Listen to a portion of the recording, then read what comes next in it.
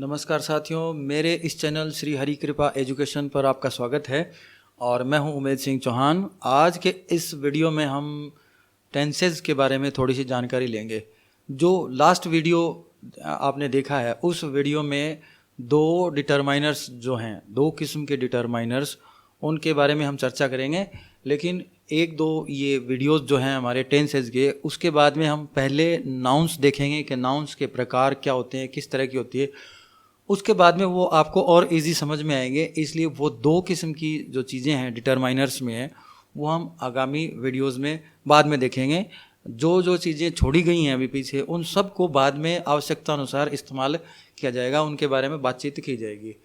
इस वीडियो में हम देखेंगे टेंसेज। ठीक है, अभी कुछ जो वीडियोज़ हैं वो टेंसेज के ही मैं बना रहा हूँ और इन पर चर्चा करते हैं। इन पर जब आप अध्ययन कर लेंगे, इनके बारे में आप जान जाएंगे, तो बहुत सारी आपकी बर्डन अपने आप कम हो जाएगी।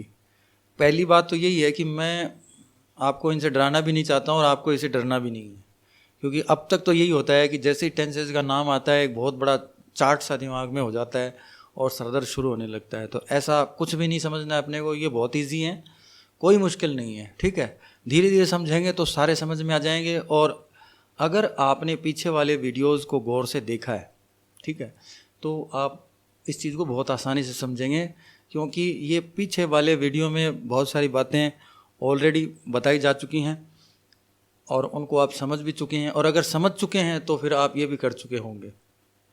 देख लीजिए किस तरह होगी। चलिए बात करते हैं। ये टेंसेज हैं, हिंदी में इनको काल कहते हैं। अब पहले इसको समझ लेते हैं। तारीखें से ये बहुत सारा लिखा हुआ है, क्या है। देखिए यहाँ एक तारीख लिखी है मैंने, 27 जून 2018। 27 जून 2018 ये तारीख मैंने लिखी हुई है। 1 जून 2020, ठीक है, 1 जून 2020।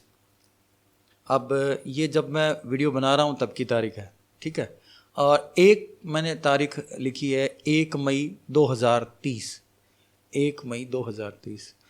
तीन तारीखें आपके सामने हैं, 27 जून 2018, 1 जून 2020, यानी कि आज की तारीख जब मैं वीडियो बना रहा हूँ, और एक है 1 मई 2030।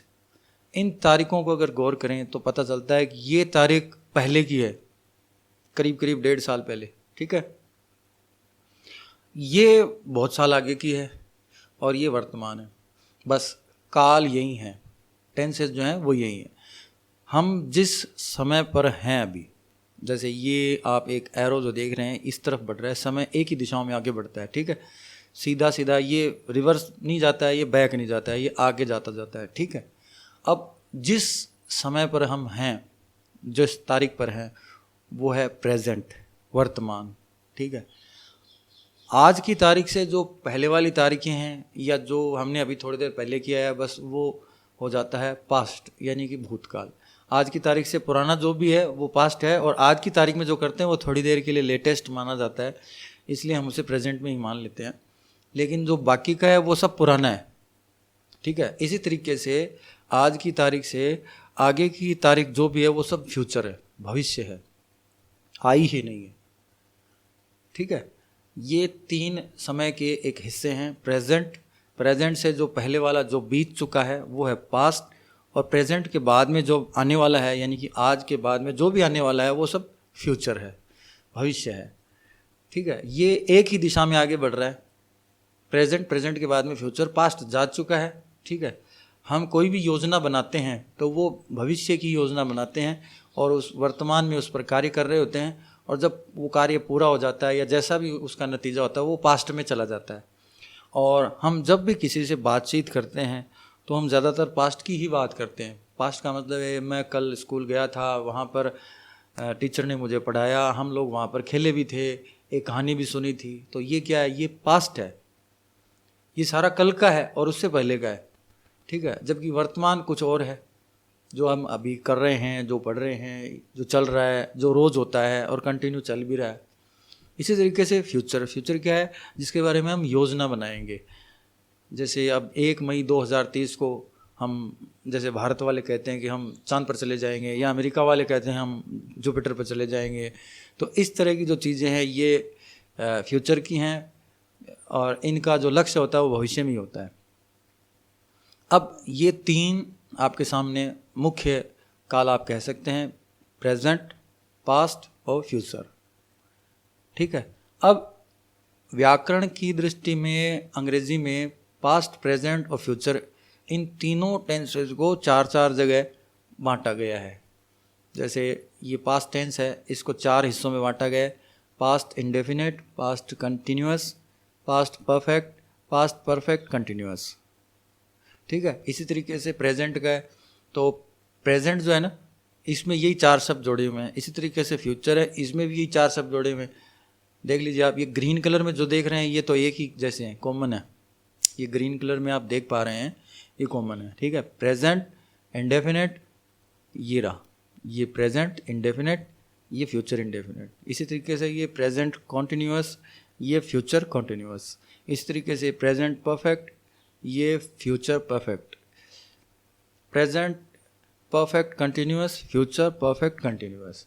तो ये इनको आप 2-3 बार बोलेंगे तो याद हो जाएंगे। अब देखें तो ये इनकी टोटल संख्या एक बार हो जाती है 1 दर्जन, 12। 4, 4, 8 और 4, 12। अब यहाँ से सरदर्द शुरू होने लगता है, इनको पढ़े कैसे, ज़्यादा हैं, बहुत ज़्यादा हैं, हम तो मर जाएंगे।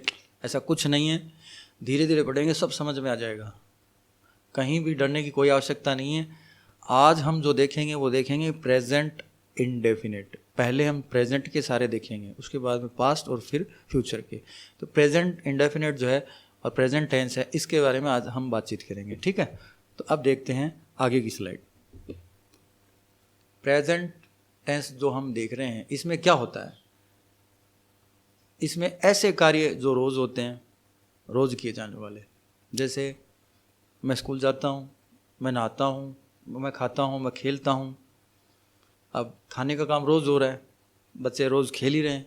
स्कूल जाने वाले स्कूल जा ही रहे हैं, नहीं जाने वाले नहीं भी जा रहे हैं, किसी आवृत्ति में होते हैं। रोज़ ना हो के अगर वो किसी फ्रीक्वेंसी में हो, जैसे हर 10 दिन में, हफ्ते भर में, 15 दिनों में, महीने में, साल में 2 बार, ये आवृत्ति। ठीक है। और कब तक होंगे इसके बारे में कोई पता नहीं, बस चल रहे हैं। आदत में होने वाले, आदत में जैसे हमें किसी चीज़ की आदत होती है तो रोज़ ही होती है।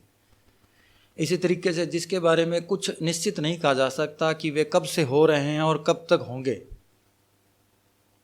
जो काम हैं जो चालू हैं पिछले कई दिनों से, वर्षों से, और आगे भी चालू हैं, वो काम, वो बातें।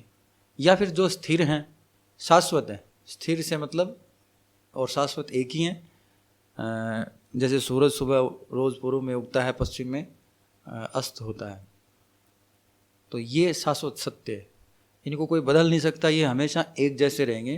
तो इन सब बातों के लिए प्रेजेंट इंडेफिनिट टेंस इस्तेमाल किया जाता है। प्रेजेंट टेंस जो है उसके वही 4 हिस्से जो कि पहले देखा था, indefinite, continuous, perfect, perfect continuous, और आज हम बात करेंगे इंडेफिनिट टेंस की। और प्रेजेंट इंडेफिनिट में क्या होता है, ये बातें होती है जो कि प्रेजेंट इंडेफिनिट के सेंटेंस ऐसी बातों के लिए बनाए जाते हैं। कैसी बातें, जो रोज़ हो रही हैं, या जो फ्रीक्वेंसी में है, या जो आदत में है, आदत के हिसाब से हम रोज़ करते हैं। अच्छा, जिनके बारे में कुछ निश्चित नहीं होता कि कब से शुरू हैं, लेकिन वो चालू हैं और आगे भी होती रहेंगी। और इसके अलावा जो बातें शाश्वत सत्य हैं, जो हमेशा के लिए एक जैसी हैं, उन पर भी यही टेंस लागू होता है।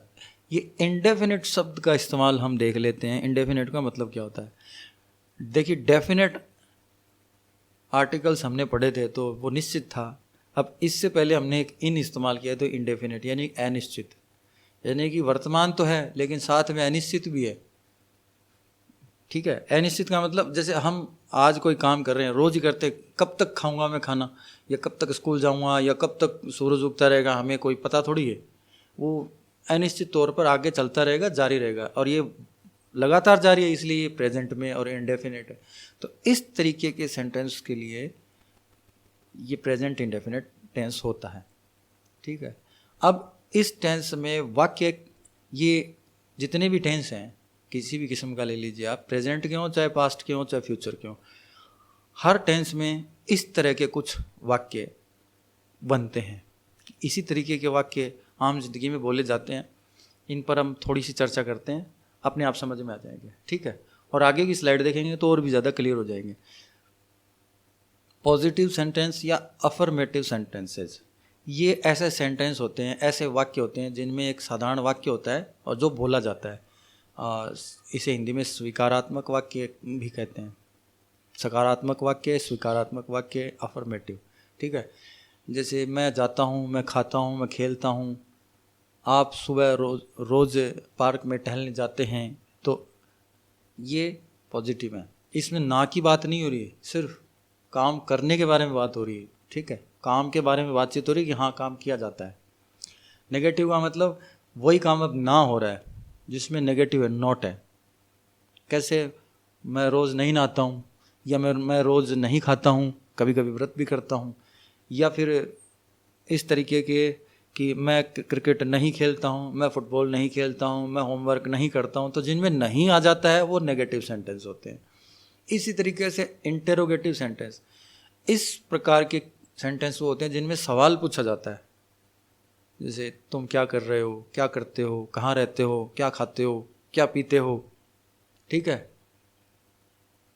सूरज किस दिशा में उगता है, या इसी तरीके के और सवाल जो होते हैं वो। नेगेटिव इंटरोगेटिव कौन से होते हैं, जिनमें सवाल तो पूछा जाता है लेकिन नेगेटिव तरीके से पूछा जाता है। ठीक है, इसमें नेगेटिव साथ में और जोड़ा जाता है। सवाल तो होता ही होता है इंटरोगेटिव, लेकिन इसमें एक सवाल नेगेटिव में पूछा जाता है, नेगेटिव वे में पूछा जाता है। सूरज पश्चिम में तो नहीं उगता, अब इसमें ये नेगेटिव में है। अब इसका जवाब क्या होगा कि ये पश्चिम में तो नहीं उगता, जवाब तो सही है लेकिन हमें और भी बोलना पड़ेगा। खैर, जब ये आगे चलेंगे तो देख लेंगे और एग्जाम्पल्स होंगे। फिर है WH टाइप सेंटेंस।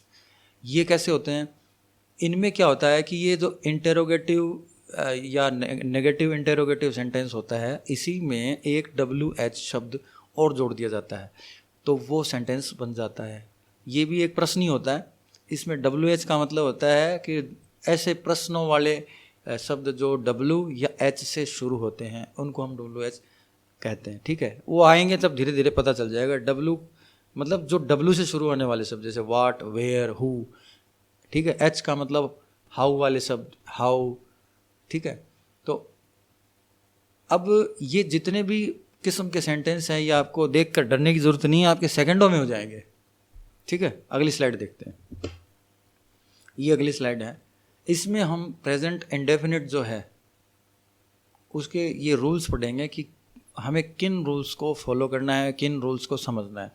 ये वही सेंटेंस के टाइप हैं जो हमने पहले देखे हैं कि किस किस तरीके के सेंटेंस होते हैं। ये हर टेंस में ऐसे ही होते हैं। ठीक है, और भी हो सकते हैं, इन पर चर्चा करेंगे धीरे धीरे। ये एक सामान्य एक सेंटेंस की स्ट्रक्चर लिखी है जो हमने पहले से देखी है, इससे आपको आइडिया हो गया होगा कि ये क्या है। ये कुछ नीचे एग्जाम्पल्स लिखे हुए हैं और इधर वर्ब बी के साथ इसका कॉन्जुगेशन बताया गया है। अब देख लेते हैं, इनको समझ में आ जाएंगे। ये पहली बात देखते हैं कि plural subject you, they, we और साथ में आई, इनके साथ वर्ब की फर्स्ट फॉर्म का प्रयोग किया जाता है। डायरेक्टली फर्स्ट फॉर्म वर्ब जो है उसका प्रयोग किया जाता है। एग्जाम्पल देखिए, ये देखिए इधर वाला, आई गो। ठीक है, यू गो, दे गो। ये तीन एग्जाम्पल आप देख लीजिए। आई गो का मतलब मैं जाता हूँ, मैं कहीं अगर रोज़ जाने का काम कर रहा हूँ तो मैं जाता हूँ। अब जहाँ भी जा रहे हो आगे टू लगा के आप जोड़ सकते हो। I go to school, I go to temple, I go to market. You go तुम जाते हो, दे गो वे जाते हैं। ये पहले वाली चीज़ समझ में आई। अब देखते हैं ये दूसरे वाला, singular subject he, she, name, it. ये प्रोनाउंस हैं। ठीक है, यू, दे, वी, ये भी प्रोनाउन है लेकिन ये प्लूरल हैं। प्लूरल का मतलब जो एक से ज़्यादा होते हैं, और सिंगुलर का मतलब जो करने वाला जो है सब्जेक्ट जो है वो एक ही हो, अकेला हो। ही, शी, नेम, इट। इनके साथ क्या नियम है कि वर्ब की फर्स्ट फॉर्म के साथ एस या ईएस जोड़कर प्रयोग किया जाएगा। यानी कि वर्ब जो है उसकी फर्स्ट फॉर्म के साथ एस या ईएस जोड़ना पड़ेगा। ये क्यों जोड़ेंगे? ये इसलिए जोड़ेंगे कि एक तो ये थर्ड पर्सन के बारे में इस्तेमाल हो रहा है, इससे इस बात का आइडिया हो जाता है। सेंटेंस जब पढ़ेंगे हम उसमें एस या ईएस लास्ट में देखेंगे, और वो भी वर्ब के साथ होना चाहिए, नाउन के साथ नहीं। नाउन का मतलब, तो नाउन में एस अगर जुड़ जाता है तो वो प्लूरल एक से ज़्यादा हो जाती है, लेकिन यहाँ पर ये वर्ब के साथ जुड़ रहा है। तो वर्ब के साथ जब एस या ईएस जुड़ता है तो हमें ये समझना चाहिए कि इससे पहले जो सब्जेक्ट है वो सिंगुलर होना चाहिए, ये ध्यान रखना है, ठीक है। अब एस या ईएस में से एस जोड़ें या ईएस जोड़ें, इसके बारे में क्या नियम है? ईएस जोड़ने के बारे में नियम बता देते हैं। अगर इनको छोड़ के होता है तो ई जोड़ दें, और ऐसी वर्ब्स जिनका ending O, C H, S H, T H, S S, G H और जेड इनसे होता है, उनके आगे ई एस जोड़ते हैं, और जो दूसरे कोई शब्द होते हैं तो उनके लास्ट में एस जोड़ते हैं, ठीक है। नियम क्या पढ़ रहे हैं हम कि सिंगुलर सब्जेक्ट कौन कौन से हैं? ही, सी, नेम, इट। इनके साथ वर्ब की फर्स्ट फॉर्म इस्तेमाल करनी है, और एस या ई एस उसमें से एक जोड़ा जाएगा, ठीक है। जोड़ेंगे और जोड़ने के बाद में उसका प्रयोग करेंगे। और ई एस, एस की बजाय ई एस कब जोड़ेंगे? ये दोनों नहीं जोड़ने, या तो ऐसे लगेगा या ई एस लगेगा। अब ई एस कब जोड़ेंगे? जिन वर्ब्स का दी एंड, दी एंड से मतलब एंडिंग, ठीक है ना, फिल्म का दी एंड नहीं है। वर्ब जो है जैसे गो, गो है वो ओ, इसमें ओ लास्ट में आ रहा है ना, ठीक है। इसी तरीके से टीच, तो इस तरीके की जो वर्ब होती हैं जिनका एंडिंग इन से होता है उनके आगे ई एस जोड़ा जाएगा, ठीक है। अब इस नियम के एग्जाम्पल देखते हैं। देखिए, ही, सी, गोज, ये गो क्रिया है जो ओ से शुरू, ओ से एंड हो रही है, इसमें हमने ई एस जोड़ा है, तो ही, सी प्रयोग हो गया। अब राम गोज, राम जाता है। ही या सी गोज में से आप वह जाता है या फिर वह जाती है। लड़की है तो वह जाती है, और लड़का है तो वह जाता है, आप ही इस्तेमाल करेंगे। लड़की है तो शी, ठीक है। राम गोज, राम जाता है। इसी तरीके से इन दोनों नियमों के बारे में हमने नीचे कुछ एग्जाम्पल और भी रखे। देखिए, I play, you play, they play. हमने यहाँ पर ये प्लूरल सब्जेक्ट के साथ वर्ब की फर्स्ट फॉर्म पहला नियम पूरा कर दिया। इस तरीके से इसमें भी आई ईट, यू ईट, दे ईट। अब इस नीचे वाले में देखिए, he, she plays, he, she eats, Ram plays, Ram eats. Ram खाता है, राम खेलता है, राम जाता है। ही, शी गोज का मतलब वह जाता है, वह जाती है। ही, शी प्लेज का मतलब वह खेलता है, वह खेलती है। ही, शी ईट्स का मतलब वह खाती है, वह खाता है। राम गोज का मतलब राम जाता है, राम प्लेज राम खेलता है, राम ईट्स राम खाता है। यानी कि इस टेंस के लास्ट में जब आप सेंटेंस सुनेंगे तो उसमें लास्ट में ता सुनेगा, ता है, ती है, ते है, ठीक है। इस तरीके के आपको शब्द सुनने को मिलेंगे।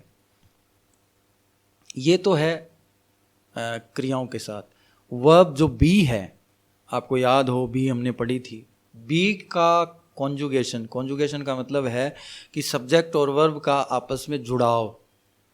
जो वर्ब है, वर्ब और जो सब्जेक्ट है, ये वर्ब और ये सब्जेक्ट, इन दोनों का आपस में कनेक्शन कैसे बैठेगा, ये कॉन्जुगेशन है, ठीक है। तो बी जो है उसकी प्रेजेंट फॉर्म आपको याद हो तो क्या थी? Is, am, are. तो इन्हीं के साथ एक बार ज़रा जोड़ के देखिए। ये बी का इस तरीके से जुड़ेगा। आई के साथ एम फिक्स है, ही, शी, इट या कोई नाम है तो उसमें इज लगेगा, और यू के साथ आर, दे आर। यू और दे क्या है? प्लूरल हैं, इसलिए हमने आर इस्तेमाल किया है। तो ये आप इधर आपने जो देखा, देखिए आई, यू, दे, ही, शी, इन सब के साथ तो हमने गो जो क्रिया है, गो का इस्तेमाल किया है। इनमें हमने प्ले का इस्तेमाल किया है। इन उदाहरण में हमने ईट क्रिया का इस्तेमाल किया, ईट मानी खाना। और इस में हमने, ये हमारे यही लोग हैं, सब्जेक्ट यही हैं, इनके साथ हमने बी वर्ब का इस्तेमाल किया है। तो प्रेजेंट में जब तथ्यों वाले सेंटेंस बनाते हैं तब ये काम आ जाती है, और बाकी क्रियाओं वाले बना रहे हैं तो ये काम आ ही रही है, क्योंकि आप कोई ना कोई काम कर रहे हैं तो ये प्रेजेंट से, इन सब से पता चलता है कि ये प्रेजेंट में है, और ये प्रेजेंट इंडेफिनिट की एक गुणवत्ता बताइए, ठीक है। अब हम देखते हैं कि इन सब का और प्रयोग किस तरह से किया जाता है, किस तरह से नहीं किया जाता है। आगे वाली स्लाइड में देखते हैं, आपको आइडिया हो जाएगा। ये वही सेंटेंसेस हैं जो हमें बनाने हैं। इस तरीके के सेंटेंस होते हैं, इस प्रकार के बनाए जाते हैं। ये वही रूल हैं जो आप पहले देख चुके हैं। ये इसलिए रखे गए हैं ताकि आप इनको देख सकें, इनको बार बार पढ़ सकें, ठीक है। हम पहले इस बॉक्स को देखेंगे, ठीक है। इन बाकियों को एक बार आप साइड में रख दीजिए। इसको देखिए, इसको समझते ही आपको कुछ चीज़ें क्लियर हो जाएंगी। उसके बाद में ये देखेंगे और दोनों का कॉम्पैरेटिव स्टडी करेंगे तो सब समझ में आ जाएगा। ये है पहला पॉजिटिव और अफर्मेटिव सेंटेंस। देखिए, आई प्ले, ही प्लेज, इन दोनों को देखिए। मैं खेलता हूँ, वह खेलता है। अफर्मेटिव सेंटेंस में अफर्मेटिव सेंटेंस, ये अफर्मेटिव सेंटेंस, ये इसका अफर्मेटिव सेंटेंस। किसी भी किस्म की सहायक क्रिया नहीं होती, सब्जेक्ट के साथ सीधा ही वर्ब लगा दिया जाता है। और अगर ये आपका सब्जेक्ट सिंगुलर है तो इसमें एक एस या ईएस भी लगेगा। आई बात समझ में? प्रेजेंट इंडेफिनिट जो टेंस हम पढ़ रहे हैं उसका पॉजिटिव या अफर्मेटिव सेंटेंस हम बना रहे हैं तो हम सब्जेक्ट के साथ में सीधी डायरेक्ट वर्ब लगाएंगे। कोई भी किस्म की सहायक क्रिया, हेल्पिंग वर्ब, ऑक्सिलरी वर्ब नहीं लगेगी, सीधा लगाइए। आई प्ले, आई ईट, आई गो, ठीक है। इस तरीके से आई वॉन्ट, आपने आई वॉन्ट कई जगह सुना होगा, आई रिमेंबर, इस तरीके से। तो ही प्लेज, इन दोनों में क्या फ़र्क है? इस एस का, ठीक है। यहाँ पर भी एक मिस्ट्री है। आई एक वचन होता है, जबकि ही जो है वो एक थर्ड पर्सन है, ये भी एक वचन है, लेकिन इन दोनों में एस क्यों नहीं है? इसके बारे में थोड़ा सा अभी आप छोड़ दीजिए, क्योंकि आई एक स्पेशल है। पहले पुराने वीडियो में बताया था कि आई एक स्पेशल वर्ड है।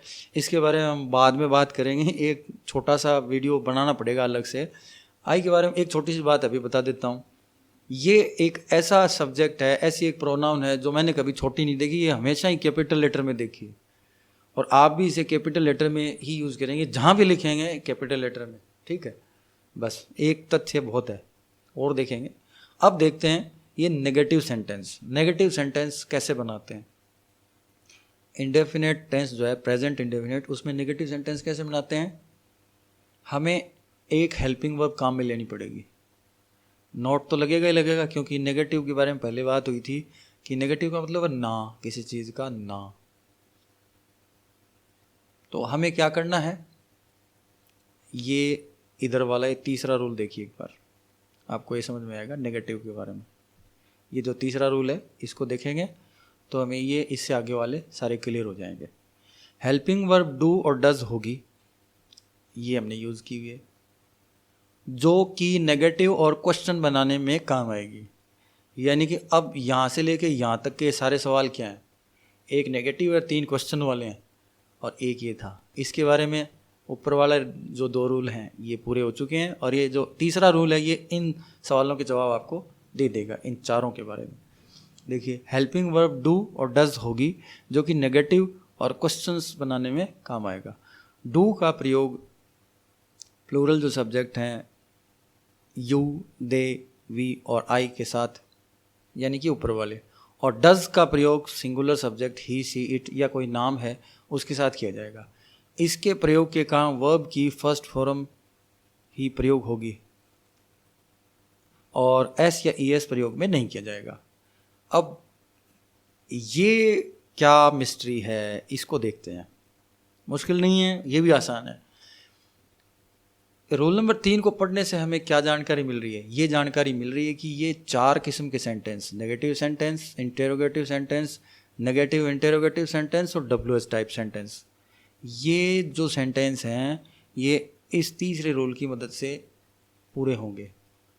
हेल्पिंग वर्ब हमें काम में लेनी पड़ेगी एक, डू या डज, ठीक है। और डू या डज में से एक ही लगेगी, 2 नहीं लगेगी। डू हम प्लूरल सब्जेक्ट और आई के साथ यूज़ करेंगे, डज जो है वो हम सिंगुलर सब्जेक्ट के साथ में यूज़ करेंगे। और जब कभी भी डज यूज़ करेंगे तो मेन वर्ब के साथ एस या एस यूज़ नहीं करेंगे। अब समझते हैं। ये आपके सामने एक सेंटेंस है, आई डू नॉट प्ले। हमने ऊपर लिखा था आई प्ले, मैं खेलता हूँ। सब्जेक्ट और डायरेक्ट वर्ब, सब्जेक्ट और डायरेक्ट वर्ब SEIS क्यों लगाया? क्योंकि ये एक वचन है, सिंगुलर है। आई एक अलग है, इसलिए इसको इस्तेमाल किया। SEIS इसमें नहीं लगेगा। अब ये दूसरे वाला जो था, इसी सेंटेंस का नेगेटिव है, आई डू नॉट प्ले। इस डू को अगर छुपा लेते तो आई नॉट प्ले, ये तो बन नहीं रहा, तो डू लगाया गया। ये तीसरा नियम, डू का प्रयोग प्लूरल के साथ किया जाता है। सब्जेक्ट, सब्जेक्ट के बाद में डू, डू के बाद में नॉट। क्योंकि इस क्रिया को अब हमें नेगेटिव बनाना है, तो नॉट पहले लगाया है और बाद में मुख्य क्रिया लिख दिया है। तो क्या बन गया? आई डू नॉट प्ले, मैं नहीं खेलता हूँ। ऊपर वाला सेंटेंस क्या था? मैं खेलता हूँ। अब मैं नहीं खेलता हूँ, I don't play, do not play, I do not play. ये डोंट भी बोल सकते हैं आप इसे, आई डू नॉट प्ले, मैं नहीं खेलता हूँ। इसमें देखिए ही क्या है? He does not play. He एक है, अकेला है, सिंगुलर है। डज क्यों लगाया है? क्योंकि ये अकेला है इसलिए डज लगाया है। और जब हमने डज का प्रयोग कर लिया है तो इसके साथ में SEIS नहीं लगा के इधर खिसक गया है। ये डज इसीलिए कि इसका SEIS हमने रिमूव करके यहाँ जोड़ दिया। देखिए इसमें नहीं था, इसमें जोड़ा है। अब इससे आगे वाला देखिए, ये जो है इसे देखेंगे। डू आई नॉट प्ले, क्या मैं नहीं खेलता हूं? यहां पर आपको थोड़ा सा और समझना है। मैं ऊपर से फिर से आपको याद दिलाता हूं। ये सकारात्मक वाक्य था, positive affirmative, I play. Subject, subject के साथ में सीधी वर्ब जोड़िए, ठीक है। उसके बाद में नेगेटिव बनाने के लिए ये जो हमारा सब्जेक्ट है उसके हिसाब से डू या डज लगेगी। अब आई जो है, आई के साथ डू ही इस्तेमाल होगी और एक वचन सिंगुलर जो है हमारा जो सब्जेक्ट है उसके साथ डज होगी। उसके बाद में नॉट और मुख्य क्रिया, पर क्रिया वही है जो ऊपर थी, ठीक है। तो ये हो गया आई डू नॉट प्ले। अब इसी का हम एक सवाल बनाते हैं, मैं नहीं खेलता हूँ कि हम एक सवाल बनाते हैं, क्या मैं नहीं खेलता हूँ? तो हमने क्या किया, इस डू को उठा के इस आई से पहले लिख दिया। ये जो डू देख रहे हैं, इस डू को उठा के बस इधर लिख दिया है। तो ये एक सेंटेंस स्ट्रक्चर है, देखो आपके सामने। डू आई नॉट प्ले, क्या मैं नहीं खेलता हूँ। हमने इस सेंटेंस में और इस सेंटेंस में क्या फ़र्क नज़र आ रहा है? ये जो डू है इसको उठा के बाहर रखा हुआ है, तो ये सवाल बन गया। ये तो था मैं नहीं खेलता हूँ नेगेटिव में, अब इस नेगेटिव का ही एक सवाल बनाना है, वो भी नेगेटिव में है। तो इस डू को पहले बोल दिया, डू आई नॉट प्ले, क्या मैं नहीं खेलता हूँ। और इसमें से अगर हम ये नोट काट देते हैं, आई डू आई प्ले, तो अब ये क्या बन जाएगा, क्या मैं खेलता हूँ, क्या मैं खेलता हूँ। इसमें देखिए नोट नहीं है तो इसमें ना नहीं नहीं बोला जाएगा, ठीक है। डू आई नॉट प्ले यानी क्या मैं नहीं खेलता हूँ, और डू आई प्ले क्या मैं खेलता हूँ। क्या इन दोनों सवालों में कोई फर्क है? होना चाहिए। देखिए ये जो सवाल है, डू आई प्ले क्या मैं खेलता हूँ, इसका जवाब हाँ या ना में दे के पीछा छुड़ा सकते हैं। हाँ ख़त्म, नहीं ये भी ख़त्म। लेकिन इस सवाल के जवाब में हमें हाँ ना के अलावा भी कुछ बताना पड़ेगा। जैसे डू आई नॉट प्ले, क्या मैं नहीं खेलता हूँ, नहीं मैं नहीं खेलता हूँ, या नहीं मैं खेलता हूँ, मतलब बहुत सारे कुछ आगे जोड़ना पड़ेगा हमें। तो इन दोनों सवालों में बस ये फ़र्क है।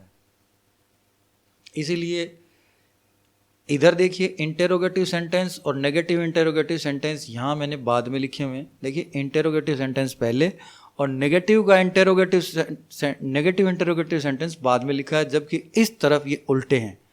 पहले नेगेटिव इंटेरोगेटिव क्वेश्चन है और बाद में इंटेरोगेटिव क्वेश्चंस लिखा है। थोड़ा सा ध्यान कर लीजिएगा, ठीक है ना।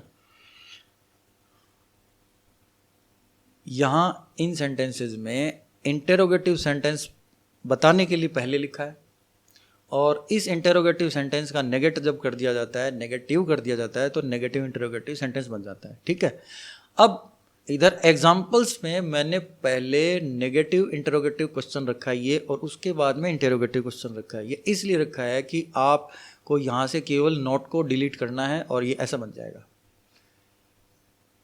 नेगेटिव इंटेरोगेटिव जो क्वेश्चन है, डू आई नॉट प्ले, क्या मैं नहीं खेलता हूँ, इसमें से नॉट को डिलीट अगर आप कर देते हैं तो डू आई प्ले, क्या मैं खेलता हूँ, इंटेरोगेटिव क्वेश्चन बन गया। तो आपको तो आसानी हुई।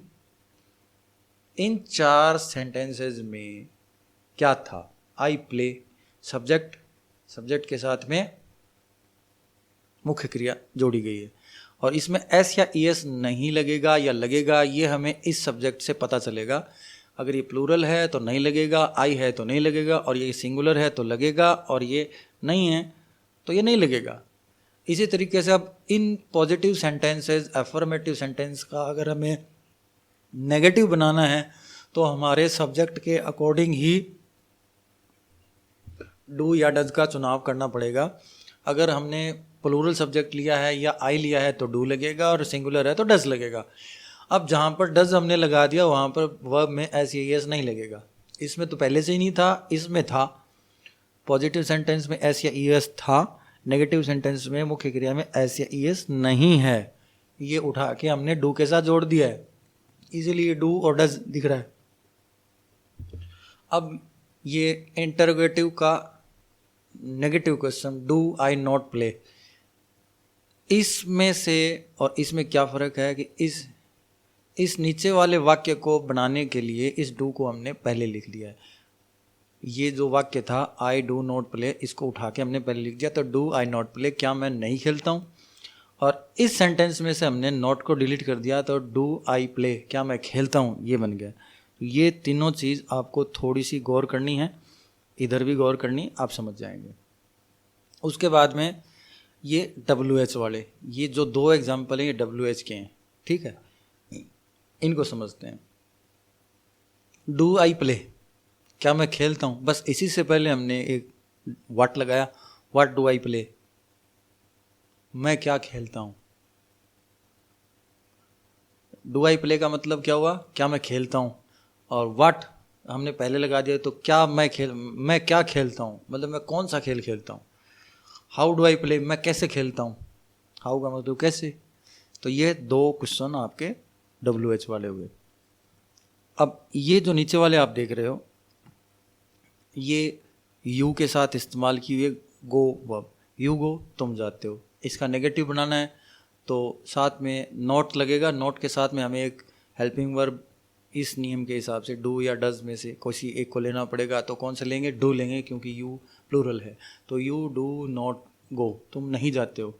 अब इसी का एक सवाल बनाते हैं। सवाल कैसे बनाएंगे, इंट्रोगेटिव साथ में नेगेटिव, इस डू को उठा के हमने बाहर रख दिया।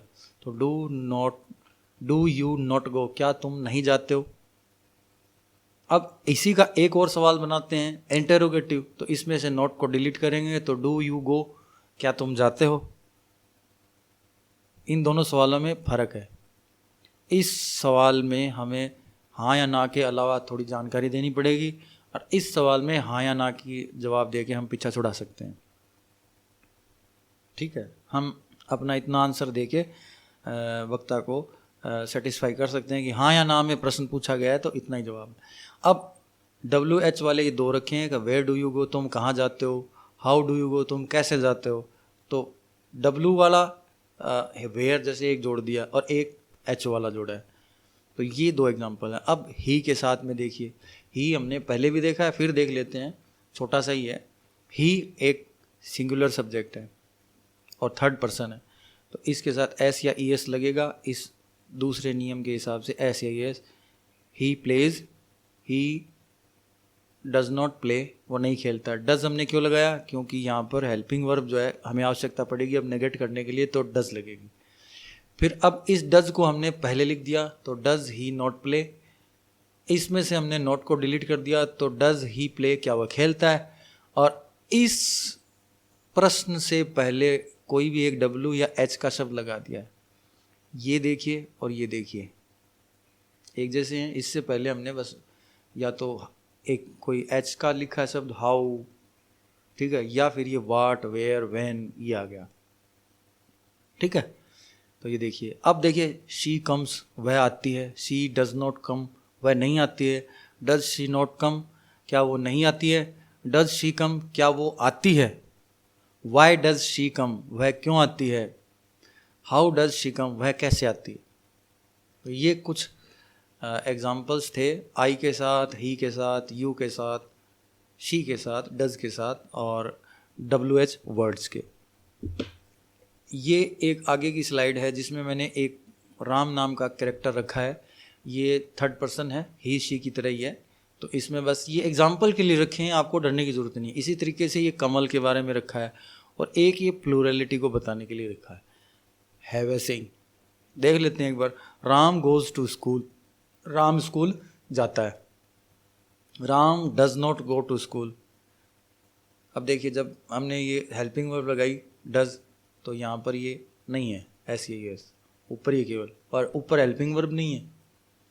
बोलना नहीं है आपको, सब्जेक्ट के साथ में वर्ब की जो फर्स्ट फॉर्म है वो लगानी है, साथ में SES लगेगा।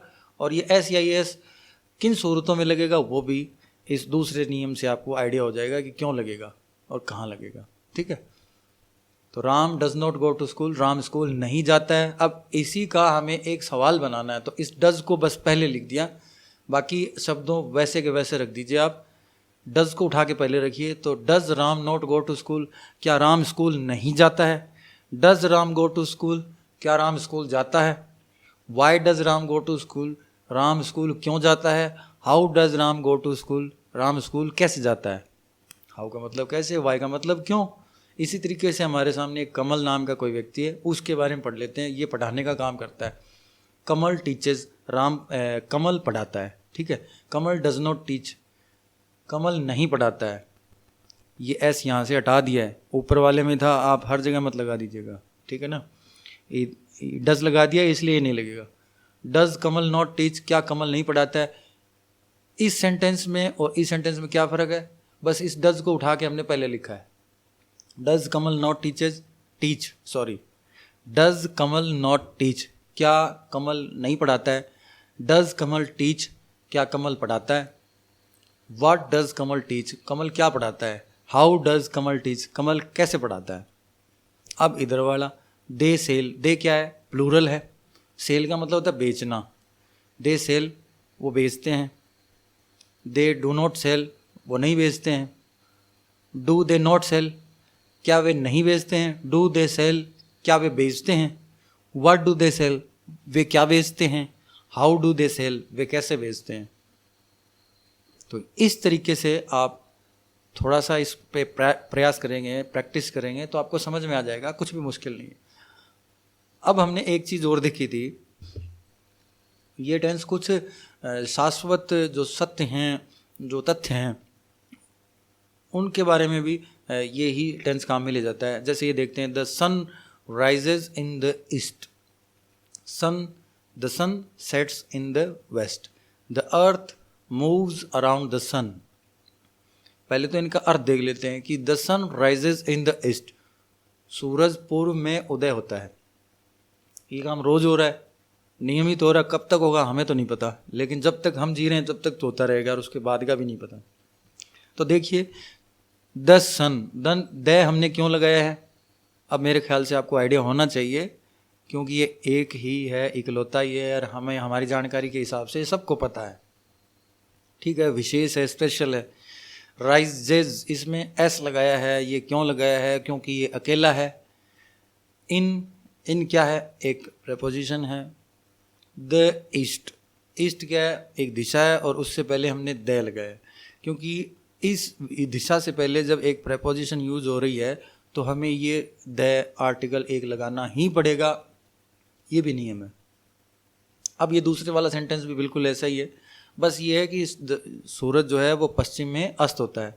The sun sets in the west, west का मतलब पश्चिम है, तो इसमें भी एक एस इस्तेमाल किया। क्यों किया, क्योंकि सूरज एक ही है हमारे हिसाब से।